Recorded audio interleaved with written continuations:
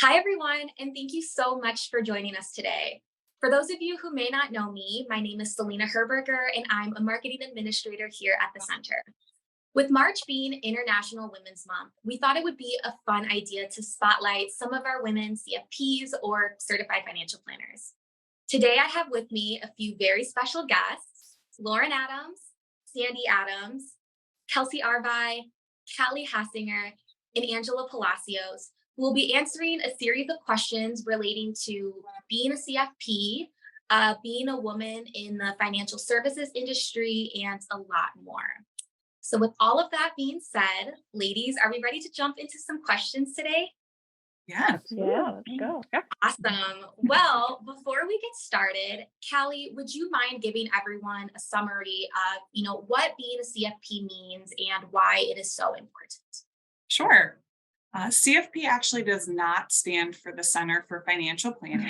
It stands for Certified Financial Planner, and it's a professional designation that focuses on the importance of holistic financial planning, meaning that every aspect of your finances is included and addressed in your financial plan.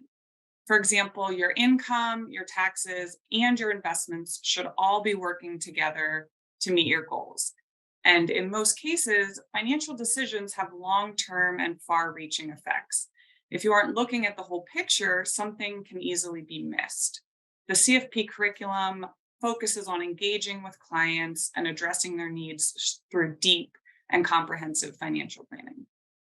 That's a great way of describing it, Callie. So then, Angie, how would one go about becoming a CFP? Well, there are a variety of requirements that need to be met in order to become a certified financial planner.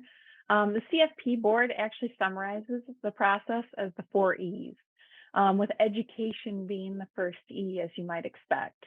You have to complete the coursework through a CFP board registered program where there are both virtual and in-person options for this. You also have to hold a bachelor's degree or higher from an accredited college or university. There are even some programs that might combine the two around the country. The next E is the exam. You have to pass a 170 question test that covers comprehensive financial planning topics like estate planning, tax, investments, insurance, just to name a few. It isn't necessarily easy to pass either. In 2019, as an example, the pass rate for people sitting for the exam the first time was only about 67%. The next E is experience. So this can be done either before or after passing the exam. You must complete about 6,000 hours of professional experience related to financial planning. So this is about 3 years of full-time work. And last but not least is the ethics component. Each certificate holder has signed and agreed to an ethics declaration and had a background check. So this is a key part of acting as a fiduciary when providing advice to clients. It means the person is always putting the client's best interest first and being held to that standard. Wow, it sounds like there's quite a lot that goes into it behind the scenes. So, Lauren, Kelsey, Sandy, I want to take a second and highlight the three of you. You've all been in the field for different amounts of time. So, would you each like to speak on, what your experiences have been like as women in this industry? Sure. Yeah, I'll go first, Selena. Sure. I would say you're definitely in the minority. Only 25% of CFPs are women, and less than 20% of CFAs, which is an investment credential similar to the CFP, are women. And the same goes for finance grad students. I remember being one of only a handful of women in my finance classes at the University of Chicago. I've been in the industry a little over 3 years, and my experience has been nothing but positive. I feel lucky to work at a place like the center where women are well represented in terms of our team, our partner group, and our internal departments, including our financial planning, investment, and client service and operations. And I'll say I've been lucky as well. I have been at the center for, I hate to say, almost 27 years. And I started out my financial planning career here, which was started by three partners, two of which were women, which is really rare in this industry. And the center always has been and continues to be extremely supportive of women in the industry. You can see we've got a large percentage of women here. We foster and encourage and develop women planners within the firm, and I have always felt inspired and empowered as a women planner at the center. Yeah, I couldn't agree more with that, Sandy. I feel like the center is certainly a place that, recognizes, celebrates, and encourages women in the workplace, but Yeah, specifically women as financial planners, right? yeah. So let me ask this now.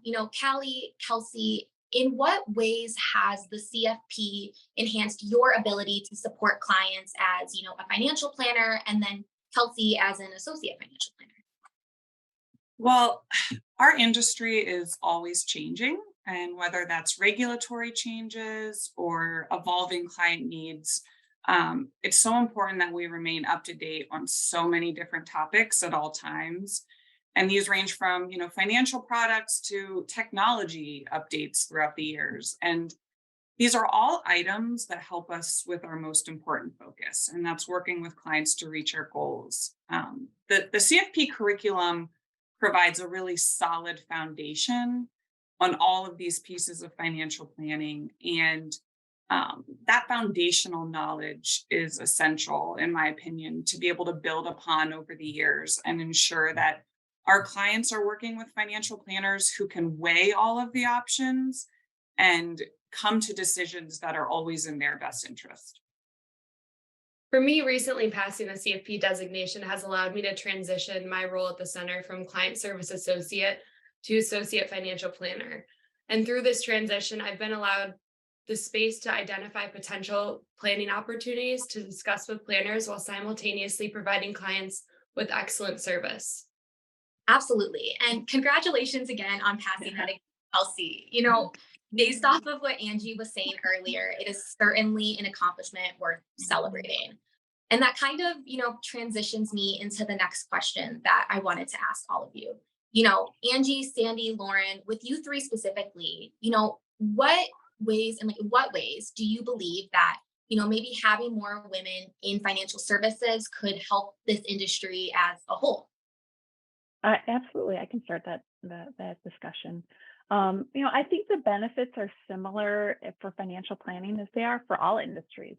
The more diversity you have in a company or in the boardroom, the wider variety of opinions and insight is considered. This can lead to better solutions. In financial services, knowing the people we serve is of utmost importance. And diversity helps us pool our knowledge and our ideas to help those clients. If you aren't able to understand someone, how can you help and come up with the best solutions for them? I would agree. I think many clients want to work with women professionals, especially other women. I think women professionals have a lot of characteristics and abilities that can make them great to work with, especially in the world of financial planning. Women tend to be great listeners. They tend to be empathetic. They tend to be able to make things less technical and simpler to understand when needed for women clients.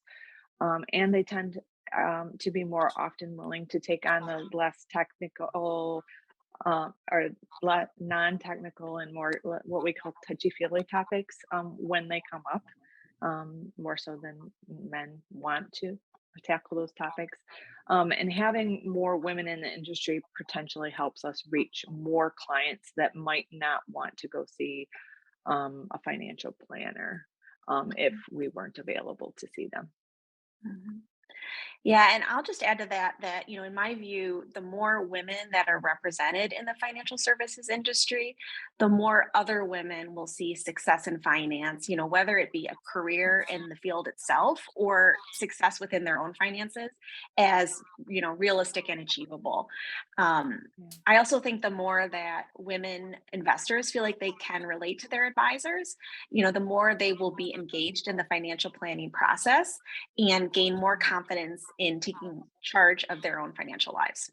Yeah, that's such a good and important point to think about, Lauren. And that kind of makes me wonder, what could maybe be some other potential benefits of working with women advisors? I'll take this one. Sometimes female financial advisors may be a better fit for clients, but it's important to note that it's the qualities rather than the gender of the advisor that makes the difference. Advisors typically fall within two camps: quantitative and therapeutic. All planners need the analytical and planning skills to provide financial planning services, but some clients appreciate an approach that incorporates a more therapeutic style. The most important aspect is to find someone that is qualified to help you, but your experience will be much more rewarding if you find someone that you can relate to.